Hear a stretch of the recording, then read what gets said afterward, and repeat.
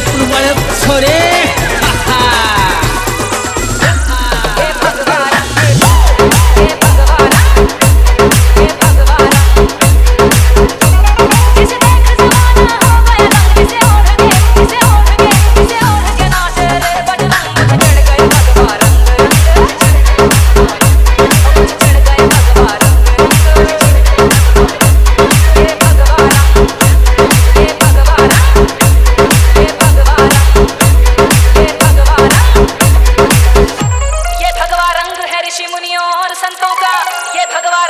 ऋषि मुनियों और संतों का, हिंद के वीर बलियों का और महंतों का, मुझे चढ़ गए भगवान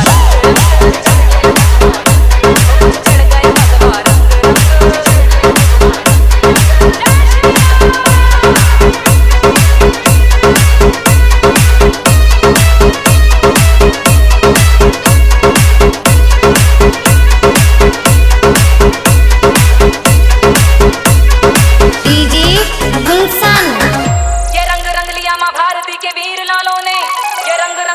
भारती के वीर लालों ने, नहीं खुल सकता है ता जिंदगी नदियां न तालों में, मुझे चढ़ गए भगवान चढ़ गए भगवान।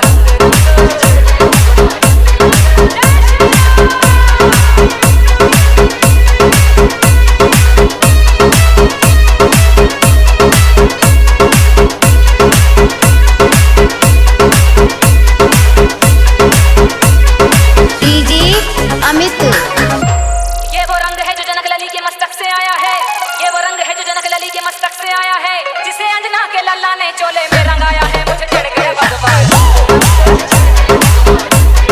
चढ़ गए भगवान।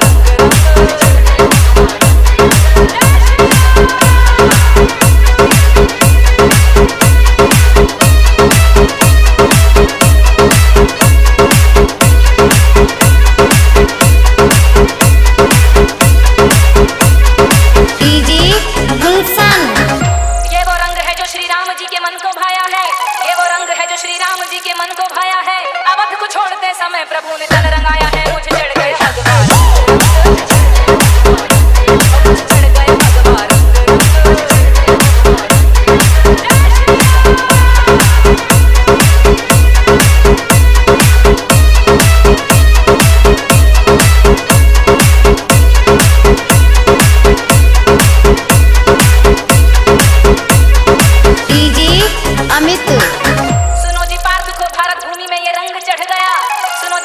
भारत भूमि में ये रंग चढ़ गया, न्याय और नित्य के पीछे वो अपना